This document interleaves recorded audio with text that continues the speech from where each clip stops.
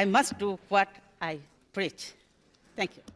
খালেদা জিয়া তিনি শুধু একজন মানুষ ছিলেন না, ছিলেন একটি রাজনীতির উজ্জ্বল নক্ষত্র, যে নক্ষত্র জন্ম নেয় হঠাৎ অপ্রস্তুত আকাশে, একটি হত্যার অন্ধকার ফুঁড়ে। তিনি রাজনীতি বেছে নেননি, রাজনীতি তাকে বেছে নিয়েছিল। একজন গৃহিণী থেকে সময়ের স্রোতে হয়ে ওঠেন আপসহীন নেত্রী। এবার যদি পুলিশ গুলি করে, আমরা আগে থাকবো, দেখি কেমন করে গুলি করে। স্বামী শহীদ, রাষ্ট্রপতি, নিজে কারাবন্দী, বারবার রাজনৈতিক প্রতিহিংসার শিকার হলেও হার মানেননি প্রভু। ক্ষমতা গেছে, শেষমেশ শরীর ভেঙেছে, কিন্তু নেতৃত্বের মেরুদণ্ড কখনো বাঁকেনি।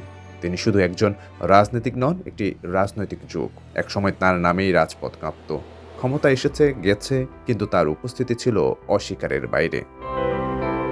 কোনো মঞ্চে দাঁড়িয়ে খালেদা জিয়ার রাজনৈতিক জীবনের শুরুটা হয়নি। 1981 সালে জিয়াউর রহমান নিহত হওয়ার পর হঠাৎ করে ইতিহাস তাকে ঠেলে দেয় সামনে। একজন গৃহিণী যিনি রাজনীতি জানতেন খুব কম, কিন্তু প্রয়োজনের মুহূর্তে হয়ে ওঠেন ইতিহাসের কাণ্ডারি। সেই মুহূর্ত থেকেই শুরু হয় এক নারীর একাকী লড়াই, সংগ্রাম। গ্রেপ্তার, হুমকি, গৃহবন্ধিত্ব কিছুই তাকে থামাতে পারেনি। 1990 সালে স্বৈরাচারের পতন, যেখানে খালেদা জিয়া ছিলেন ফ্রন্ট লাইনের যোদ্ধা। এটা শুধু ক্ষমতার লড়াই ছিল না, ছিল গণতন্ত্র পুনরুদ্ধারের যুদ্ধ। 3 বারের প্রধানমন্ত্রী হয়ে শক্ত হাতে রাষ্ট্র চালানোর চালক হয়ে ওঠেন দিনাজপুরের বেড়ে ওঠা সাদা মনের এই নারী। উত্তরবঙ্গের আলো বাতাসে বেড়ে ওঠা খালেদা জিয়া ছিলেন না আবেগী শাসক, ছিলেন রাজনৈতিক ক্যালকুলেটেড। তার রাজনৈতিক প্রজ্ঞা ভাঙতে বারবার আঘাত করা হলেও তিনি দমেননি। 2007-এর 111-এর জরুরি অবস্থা, সেই সময় গৃহবন্দী, পরে কারাবন্দী হয়ে অনেকে ভেবেছিল এখানেই হয়তো তার যাত্রা শেষ। কিন্তু ইতিহাস জানে এই নারী কারাগারেও নেতা।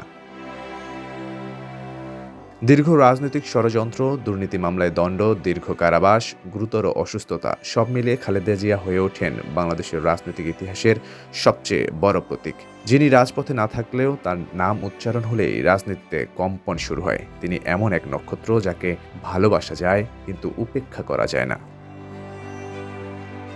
আজ মহাকালের মহাযাত্রায় সেই নক্ষত্রের ঝরে পড়া টেকনাফ থেকে তেঁতুলিয়া নয়, বিশ্বের বুকেও ক্ষত তৈরি করেছে।